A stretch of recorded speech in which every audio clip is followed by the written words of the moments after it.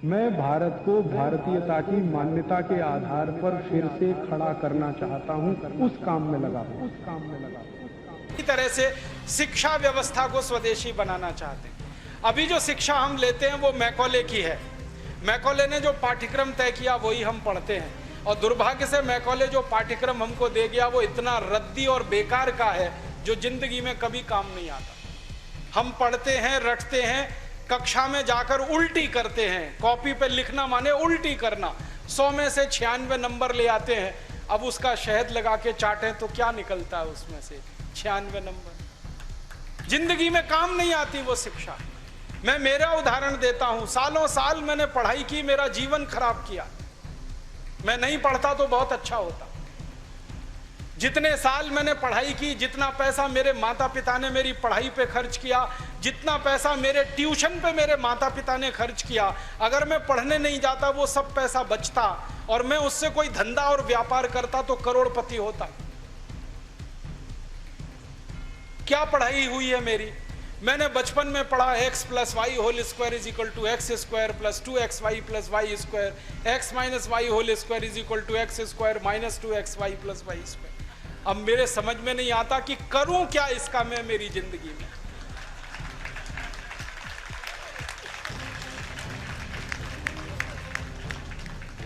मेरे गणित के प्रोफेसर ने मुझको पढ़ाया, मैंने रटा, रट रट के दिमाग खराब किया, घंटों घंटों बर्बाद किए, किलो किलो कागज मैंने लिख लिख के खराब किए, और वो मेरी जिंदगी में आज तक काम नहीं आया। x + y होल स्क्वायर क्या करूं मुझे मालूम ही नहीं। मेरे गणित के प्रोफेसर को एक दिन मैंने कहा कि आपने मुझे ये क्यों पढ़ाया x + y होल स्क्वायर, मेरी जिंदगी में तो काम नहीं आया। तो मेरे गणित के प्रोफेसर कहते हैं, यार काम तो मेरे भी नहीं आया, मुझको किसी ने पढ़ाया, मैंने तुमको पढ़ाया। ये भेड़िया धसान क्यों चला रहे हो इस देश में? जो काम नहीं आता वो क्यों पढ़ा रहे हो इस देश के बच्चों को? बचपन में मुझे पढ़ाया गया अमेरिका का पहला राष्ट्रपति कौन, क्या करूं इसका? मान लीजिए मुझे मालूम है अमेरिका का पहला राष्ट्रपति जॉर्ज वॉशिंगटन, करूं क्या? मालूम है मुझे, क्या करूं इसका? मैं सब्जी खरीदने जाता हूं बाजार में, सब्जी वाले को कहता हूं देखो मुझको मालूम है अमेरिका का पहला राष्ट्रपति जॉर्ज वॉशिंगटन था, वो सब्जी देगा क्या मुझे? फालतू में रटा रटा के मेरा दिमाग खराब कर दिया। अमेरिका का पहला राष्ट्रपति कौन?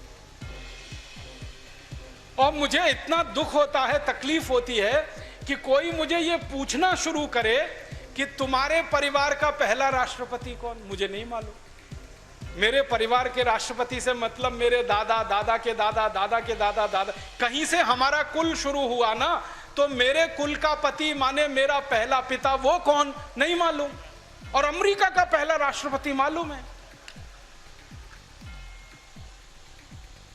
और मुझे तो इतना दुख होता है कि अमेरिका का पहला ही राष्ट्रपति नहीं मालूम, 250 राष्ट्रपति मालूम है मुझे उनके, और मेरे कुल के 2.5 आदमी के नाम नहीं मालूम मुझे।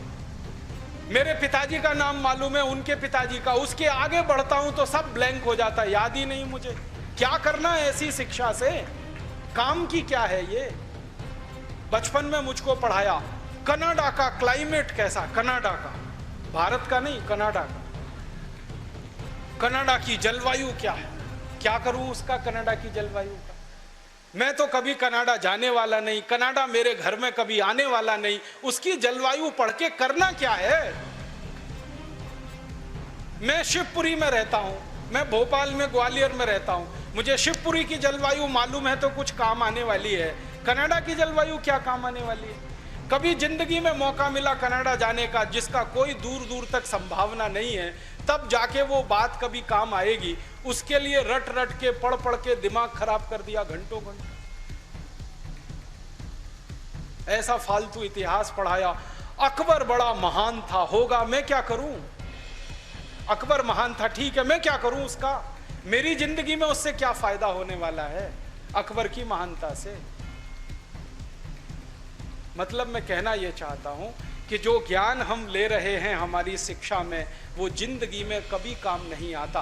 आप ईमानदारी से अपने बारे में एक दिन ये करना, मेरी बात है इसलिए नहीं, आपने जो जो पढ़ा है अपनी जिंदगी में याद करो, उसमें से कितना आपके काम आया।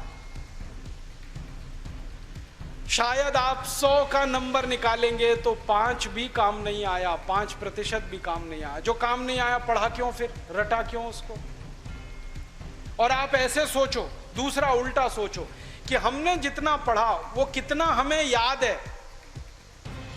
याद उतना ही रहेगा जो रोज काम आता है, बाकी कचरे को दिमाग निकाल के ऐसे ही फेंक देता है। जो याद ही नहीं रहे और काम नहीं आए उसको पढ़ना और पढ़ाना क्यों? तो मैंने सोचा कि शिक्षा व्यवस्था बदलना बहुत ज़रूरी है। हमारे बच्चों के ऊपर इतना बोझा हो गया है, इस बोझे ने बच्चों को ख़त्म कर दिया। कभी कभी तो मुझे इतना अफसोस होता है, अखबारों में खबर पढ़ता हूँ, 12वीं कक्षा का रिजल्ट आया, इतने बच्चों ने आत्महत्या कर ली। क्यों? फेल हो गए। बच्चे थोड़ी फेल हुए हैं, परीक्षा की पद्धति फेल हुई है हमारी, बच्चे फेल नहीं हुए। बच्चों के बारे में तो सारी दुनिया कहती है कि वो तो कच्ची मिट्टी के घड़े के जैसे हैं, जैसा आप शेप दोगे वैसे हो जाएंगे। हमारे बच्चों को हमारे अध्यापक और परीक्षा वाले शेप नहीं दे पाए, इसलिए परीक्षा पद्धति फेल हुई है, बच्चे फेल नहीं हुए। मुझे तो कई बार ये कहने के मन करता है कि बच्चों को फेल करने वाले अध्यापकों को फेल करना चाहिए, क्योंकि उन्होंने पढ़ाया नहीं ठीक से, समझाया नहीं बच्चों को ठीक से। और इस शिक्षा पद्धति में क्या भेड़िया धसान है, 100 में से 90 नंबर लाओ, 99 नंबर लाओ, 98 नंबर लाओ तो आप बहुत होशियार हैं, 33 नंबर लाओ, 30 नंबर लाओ तो आप बिल्कुल बेकार हैं। न्यूटन को तो जिंदगी में कभी भी 30 से ज्यादा नंबर आए नहीं, बेकार है न्यूटन, वो तो सारी दुनिया में पूजा जाता है। कभी फेल, हमेशा ही फेल हुआ, पास ही नहीं हुआ कभी न्यूटन। स्कूल वालों ने निकाल दिया उसको कि हर बार फेल हो जाता है, ये पढ़ने लायक नहीं है। जब स्कूल ने निकाल दिया उसको, तब उसका दिमाग खुल गया और उसने गिरते हुए सेब को देख लिया और उसने गुरुत्वाकर्षण का सिद्धांत दे दिया। जो आदमी स्कूल में फेल हो गया था, अब सारी दुनिया उस पर PhD करती है और उसके गुणगान करती है। माने फेल और पास होने से किसी व्यक्ति के जीवन का कोई लेना देना नहीं। आप आइंस्टाइन की अगर कहानी पढ़ोगे तो आइंस्टाइन तो 9 कक्षा के आगे पढ़ नहीं पाया कभी, निकाल दिया स्कूल ने उसको, क्योंकि वो कुछ और सोचता रहता था। स्कूल ने निकाल दिया और निकालने के बाद सारी दुनिया में E=mc² का जो सिद्धांत दे दिया, सारी दुनिया उसका गुणगान करती है और एक ऐसे आदमी को पूछती है जो स्कूल में 9 क्लास के आगे बढ़ा ही नहीं। मतलब मैं कहना चाहता हूं, 9 पढ़ जाए, 10 पढ़ जाए, 12 पढ़ जाए, 16 पढ़ जाए, इससे कुछ लेना देना नहीं। ज्ञान जो है ना, डिग्रियों से नहीं तौला जाता। ज्ञान अलग चीज है, डिग्रियां बिल्कुल अलग चीज है। मैं तो इसी देश की कहानी देखता हूं। धीरूभाई अंबानी 9 क्लास फेल हो गया, पेट्रोल पंप पे नौकरी करना शुरू किया और रिलायंस नाम का एक एम्पायर खड़ा कर दिया जो सारी दुनिया में 4.5 लाख करोड़ का है। 9 क्लास फेल आदमी 4.5 लाख करोड़ का एम्पायर खड़ा करके छोड़ गया। इसका माने ज्ञान का डिग्री से कोई संबंध नहीं है। घनश्याम दास बिरला 4 क्लास पढ़े, स्कूल और गांव छोड़कर निकल गए, लोटा लेकर कलकत्ता पहुंच गए और इतना बड़ा खानदान बना दिया, बिरला एम्पायर, जो आज लाखों करोड़ का है। 4 क्लास पास आदमी ने किया। बिरला जी कहा करते थे कि क्लास पास करना कोई महत्व की बात नहीं है जीवन की तुलना में।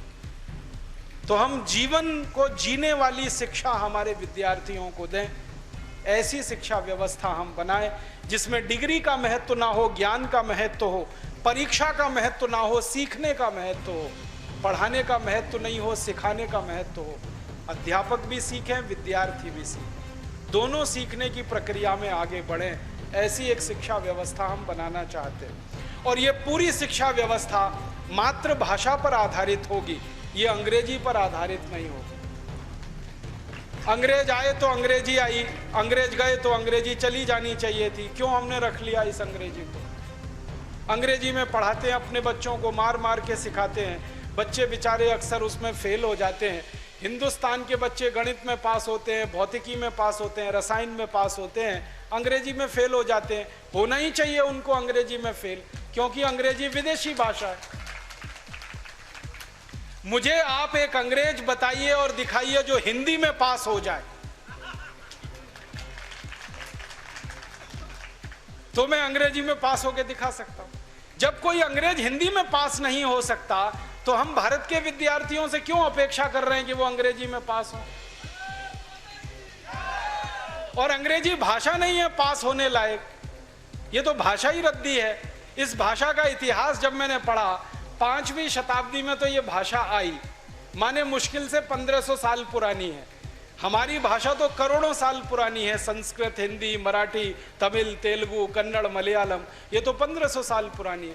और दुनिया की सबसे रद्दी भाषा है अंग्रेजी, जिसकी कोई अपनी व्याकरण नहीं है जो शुद्ध हो और ठीक हो। आपको एक उदाहरण देता हूं। अंग्रेजी में एक शब्द है PUT, पुट, BUT, तो PUT पट होना चाहिए। CUT कट, BUT बट, तो PUT पट। अगर PUT पुट तो CUT कुट, BUT बुट, यही होना चाहिए ना। क्या मूर्ख लोगों की भाषा है, ग्रामर ही नहीं है। और परम मूर्खता की भाषा ये अंग्रेजी। एक शब्द है अंग्रेजी में, उसमें कहते हैं केमिस्ट्री, CHEMISTRY, केमिस्ट्री। तो यहां पे CH जो है ना का हो गया, ठीक है। तो केमिस्ट्री में CH का हो गया, तो चोपड़ा में कोपड़ा होना चाहिए। CHOPARA है ना, उसको चोपड़ा क्यों कहते हैं, कोपड़ा कहो। और CHOPARA को चोपड़ा कह रहे हो तो CHEMISTRY को केमिस्ट्री कहो। फिर एक जगह CH का है, एक जगह CH चा है, कुछ समझ में ही नहीं आता क्या इनका हिसाब किताब है। मूर्खों की भाषा है ये अंग्रेजी। और इस भाषा की कितनी बड़ी कमजोरी है।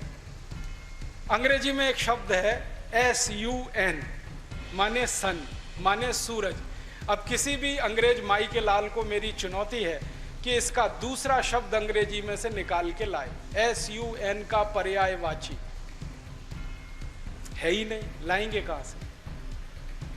पूरी अंग्रेजी में सन का पर्यायवाची नहीं है, माने दूसरा शब्द नहीं है जो सूर्य को बता सके। अब हम संस्कृत की बात करें, सूर्य एक शब्द है, दिनकर, दिवाकर, रवि, भास्कर, मार्तंड, 84 शब्द है हमारे पास संस्कृत में। अंग्रेजी में एक ही है। एक शब्द है अंग्रेजी में मून, एक ही है, चंद्रमा। और हम संस्कृत में 56 शब्द हैं चंद्रमा के लिए। अंग्रेजी का एक शब्द है वाटर, माने पानी, वो अकेला एक ही है। वो नदी का पानी हो या नाले का, कुएं का हो या तालाब का, सब पानी वाटर है। और यहाँ भारत में हर पानी के लिए अलग शब्द है। बारिश का पानी अलग, समुद्र का पानी अलग, नदी का पानी अलग, तालाब का अलग, सरोवर का अलग, नाले का पानी अलग, कीचड़ का पानी अलग, सब पानी के लिए अलग अलग शब्द है। अंग्रेजी में एक ही है, वाटर। बहुत गरीब भाषा है अंग्रेजी, शब्द ही नहीं है उनके पास। कितने गरीब हैं, चाचा भी अंकल, मामा भी अंकल, मौसा भी अंकल, फूफा भी अंकल, फूफा का फूफा भी अंकल, मौसा का मौसा भी अंकल, कोई शब्द ही नहीं है अंकल के अलावा।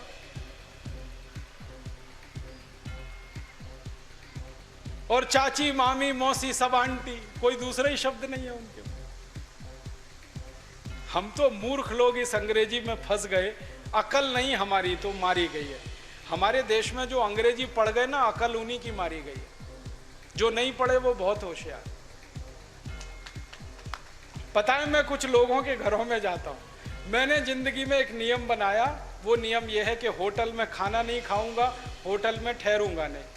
तो झक मार के मुझे घरों में ही ठहराना पड़ता है, खाना खिलाना पड़ता है, क्योंकि मैं खाता नहीं होटल में, ठहरता नहीं। तो हर बार नए नए घरों में जाता हूँ खाना खाने, रहने के लिए। तो अंग्रेजी पढ़े लिखे लोगों के घर में भी जाता हूँ, तो वो कैसे मूर्ख दिखाई देते हैं मुझे उसका उदाहरण बताता। वो ना तो अंग्रेज है ना तो हिंदुस्तानी है, खिचड़ी है बीच की। और वो खिचड़ी कैसी है, किसी के घर में गया तो पिताजी का नाम घर में रामदयाल, माताजी का नाम गायत्री देवी, बेटे का नाम टिंकू। अब मैं यही पूछता हूं, कि रामदयाल और गायत्री देवी का टिंकू कहां से आ गया।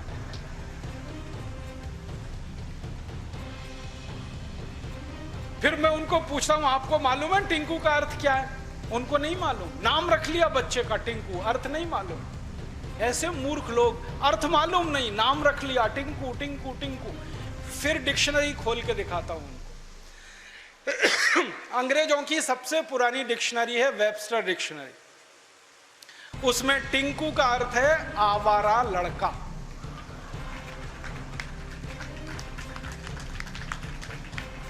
जो लड़का बाप की ना सुने, मां की ना सुने, वो टिंकू है। और हम क्या कर रहे हैं पढ़े लिखे मूर्ख लोग, आज्ञाकारी लड़के को टिंकू टिंकू टिंकू बोल बोल के आवारा बनाने की तैयारी कर। ऐसे अंग्रेजी मूर्खों के घरों में जब मैं जाता हूं तो ऐसे ही नाम मिलते हैं, बबली, डबली, डब्लू, बबलू। क्या मतलब है डब्लू, बबलू, बबली, डबली?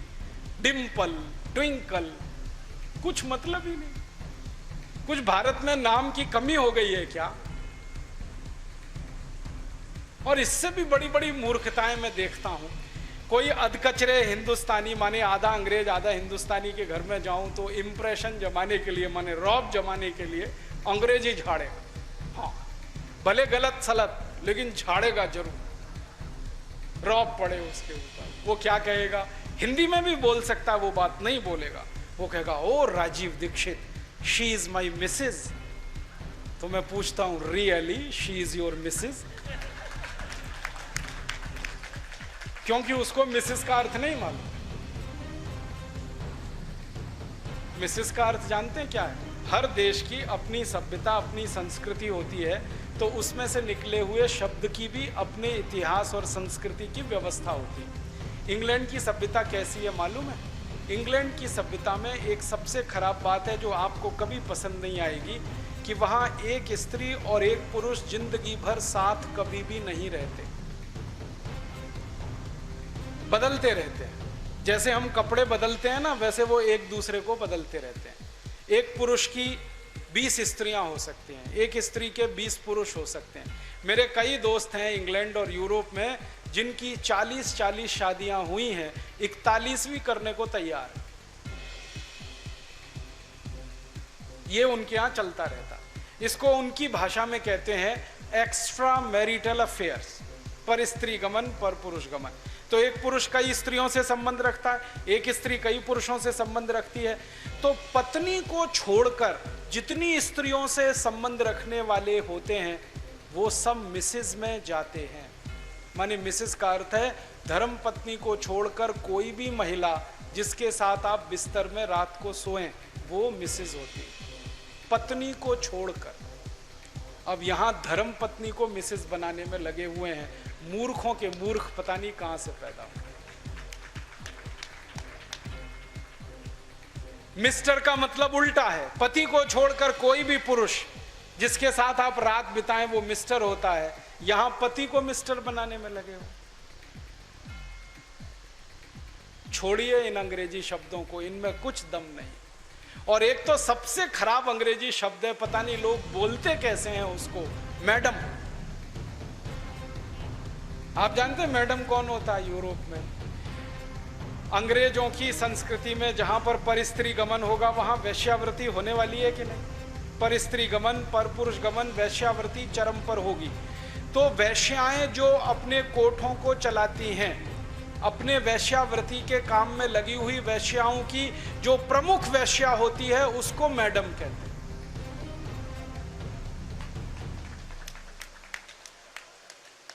और यहां हिंदुस्तान में अपनी बहनों को मैडम कह देते हैं। ऐसे मूर्ख लोग मैंने इस देश में देखे हैं। अपनी धर्मपत्नी को मैडम कहने में शर्म नहीं आती, ओ मैडम इधर आओ। और वो धर्मपत्नी को भी शर्म नहीं आती मैडम कहलवाने में, वो भी कहती है मैडम कहो मुझको। जान तो लो कि मैडम होती कौन है, फिर कहलवाओ। अपने भारत में कितने सुंदर सुंदर शब्द हैं। श्रीमती, श्री माने लक्ष्मी, मति माने बुद्धि, बुद्धि माने सरस्वती, लक्ष्मी। तो जहां सरस्वती लक्ष्मी एक साथ निवास करे वो श्रीमती, उसको हमने मिसेस बना दिया। ये मूर्खाधिपति हमारे देश में अंग्रेजी पढ़े लिखे, इन्होंने बड़ा सत्यानाश किया, बेड़ा गर्क किया इस देश का। इस अंग्रेजी भाषा ने किया, फिर इन्होंने और ज़्यादा किया। मेरा आपसे हाथ जोड़कर निवेदन है, इस अंग्रेजी भाषा में मत फंसिए, कुछ इसमें रखा नहीं है, दम नहीं है। कभी कभी तो मैं लोगों के घरों में जाता हूँ, इतना गुस्सा आता है मुझे। कभी कभी अंग्रेजी पढ़े लिखे लोगों के घर में जाता हूँ तो छोटे छोटे बच्चे होते हैं ना, उनको उनके माता पिता कहते हैं, देख बेटा अंकल आए हैं, जरा पोएम तो सुना। मैं कहता हूँ भाई मैं अंकल नहीं हूँ, मुझे या तो मामा बना लो या चाचा बना लो, दोनों में ही आपका फायदा है, मेरा भी फायदा है। मामा बनो तो भी फायदा, चाचा बनो तो भी फायदा, अंकल में तो कुछ रखा नहीं है। फिर उनके माता पिता को कहता हूँ, ये आप इनको पोएम क्यों सुनवाते हैं, कविता सुनवाओ ना। तो उनको पोएम और कविता का अर्थ ही पता नहीं है, पोएम अलग है, कविता अलग है। अब वो बच्चे चालू हो जाते हैं टेप रिकॉर्डर की तरह से और पोएम सुनाते हैं मुझको, rain rain go away come again another day little baby wants to play. अब मैं बच्चे को पूछता हूं, तुमको मालूम है इसका अर्थ क्या है? नहीं मालूम। किसने सिखाया? मम्मा ने सिखाया। मम्मा को पूछा, आपको अर्थ मालूम है रेन रेन गो अवे? नहीं मालूम। किसने बताया? टीचर ने बताया। टीचर को पूछो, उनको भी अर्थ नहीं मालूम। तो रटाया क्यों फिर बच्चे को? अर्थ ही नहीं पता। फिर बच्चों को मैं बताता हूं, देखो इसका अर्थ ये है, बारिश बारिश तुम चली जाओ, मत आओ क्योंकि मुझे खेलना है। माने छोटे बच्चे को खेलना है, इसलिए वो बारिश को कह रहा है, बारिश बारिश तुम चली जाओ, यहां मत आओ क्योंकि मुझे खेलना है। अब ये बच्चे कविता गा रहे हैं, बारिश बारिश तुम चली जाओ, यहां मत आओ, मुझे खेलना है, और ये ईश्वर से प्रार्थना के रूप में कविता है। करोड़ों बच्चों ने ये कविता गाई और ईश्वर ने सुन ली तो